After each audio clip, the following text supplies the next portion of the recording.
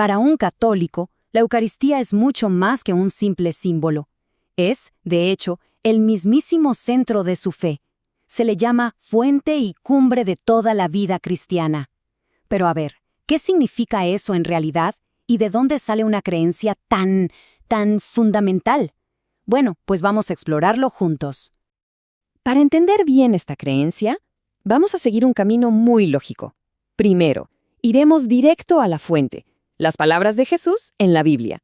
Después, vamos a viajar un poco en el tiempo para ver qué creían los primeros cristianos, los que estaban más cerca de los apóstoles. Y finalmente, vamos a conectar todo eso con lo que la Iglesia Católica enseña y practica hoy en día. Y es que aquí es donde todo comienza, con una pregunta que ha estado en el centro del cristianismo desde hace 2000 años. Miren, el objetivo de esta explicación no es centrar en un debate.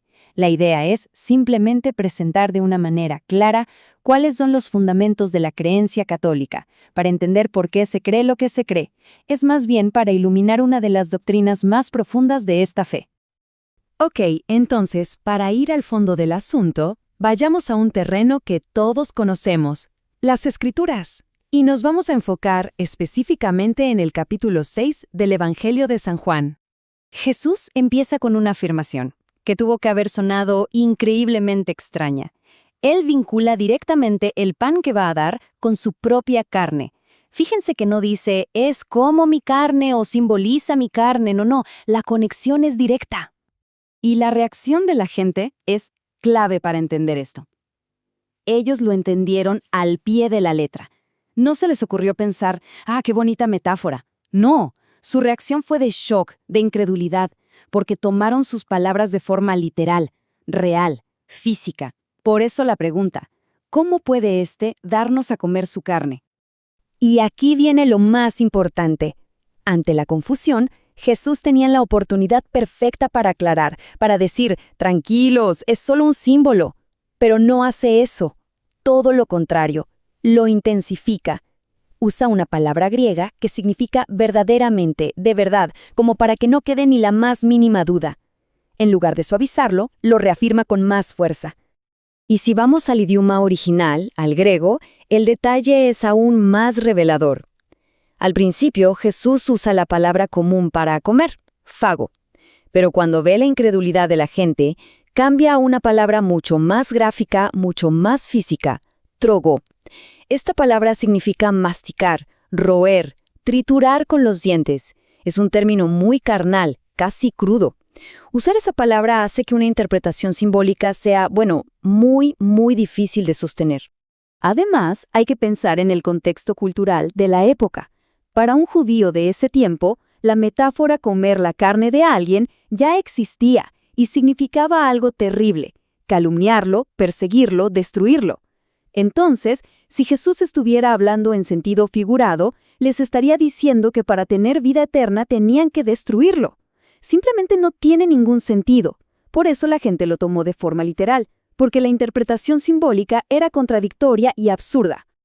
El resultado de este discurso fue una crisis. La enseñanza fue tan radical, tan difícil de aceptar, que muchos de sus propios discípulos lo abandonaron en ese momento. Y aquí está el punto final y quizá el más fuerte. Jesús los dejó ir. No corrió tras ellos gritando, «Oigan, esperen, no me entendieron, era solo un símbolo». No, prefirió perder seguidores a cambiar o suavizar el significado de sus palabras. Bueno, eso fue lo que dijo Jesús.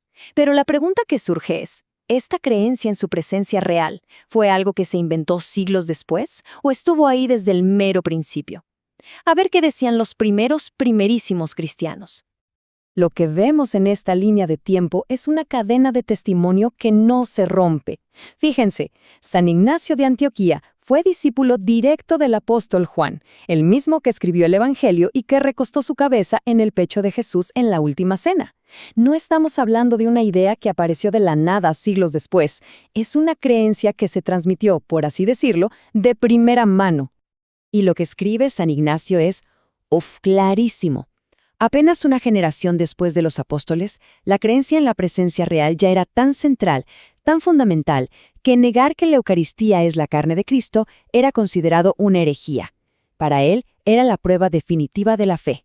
Y luego tenemos a San Justino Mártir, que unas décadas después, al explicarle la fe cristiana nada menos que al emperador romano, no deja espacio para la duda. Dice claramente, se nos ha enseñado que ese alimento, después de la oración, es la carne y la sangre de Jesús. No es una opinión, es lo que recibieron y enseñaban. Ok, entonces ya vimos la base en la Biblia y en la historia de los primeros cristianos. Ahora, ¿cómo es que la Iglesia le pone nombre y explica formalmente este gran misterio? Aquí aparece una palabra que suena un poco intimidante: transubstanciación. Pero un punto clave es este: la palabra no inventa la creencia. La creencia ya existía desde el principio. La palabra es simplemente el término que la teología desarrolló para tratar de explicar el misterio. Es el cómo que intenta describir el qué que siempre se creyó. Esta tabla lo explica bastante bien. Para entenderlo, la Iglesia utiliza dos conceptos de la filosofía: sustancia y accidentes.